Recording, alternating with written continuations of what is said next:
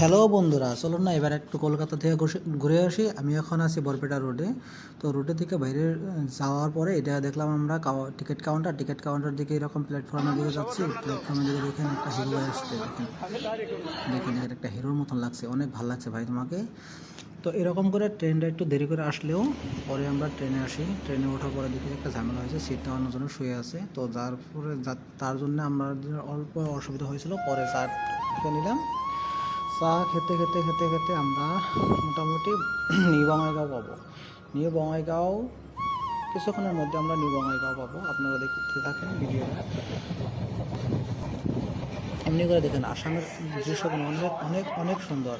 তো এসে গেলাম নিউ বঙ্গাইগাঁওতে। নিউ বঙ্গাইগাঁও যাওয়ার পরে আমরা এখন আসবো, দেখেন এটা হলো টুনিয়া রিভার, টুনিয়া নদী, যেটার প্রাকৃতিক দৃশ্যগুলো অনেক অনেক অনেক সুন্দর। আমি কথায় ভাষায় বলতে পারবো না, অনেক সুন্দর, অনেক সুন্দর লাগছে। তারপরে আসলাম আমরা সন্ধ্যার দিকে এনজিপিতে আসার পরে এখানে কোনো কিছু খেতে পারলাম না, কারণ আমাদের টাইমটা অনেক কম ছিল।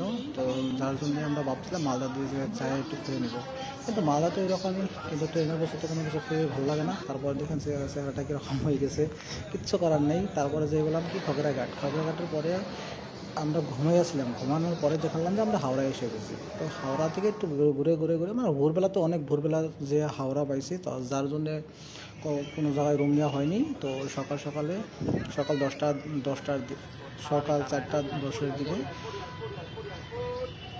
তো এরকম করে হাওড়া ব্রিজের তলে যে অল্প অল্প ফটো মেরে একটু রিলস বানিয়ে, আমরা তো দুজন কোনো ধরনের কষ্ট জানি না, তারপরেও দুজন অল্প অল্প করে হাওড়া ব্রিজের তলে, হাওড়া ব্রিজ, তারপর কি আর বলবো ভাই, আমরা তো কোনো ধরনের পোস্ট কিছুই জানি না। তারপরে কিছু পাগলা পোস্ট দিয়ে হাওড়ার ব্রিজের ওপরে একটু ভিডিও ক্লিক করে, তো হাওড়া ব্রিজটা আমরা হেঁটে হেঁটে হেঁটে হেঁটে পার হবো বলে ভাবছিলাম। তো এইখান থেকে যাব আমরা বাবা সাহেব এডুকেশন ইউনিভার্সিটি, যেটা আগে কলকাতা ইউনিভার্সিটি বলে জানা যেত। তো এখান থেকে আমরা আবার কলকাতা ভিক্টোরিয়াল মেমোরিয়াল যাব। তো এটা আমাদের ফার্স্ট পার্ট।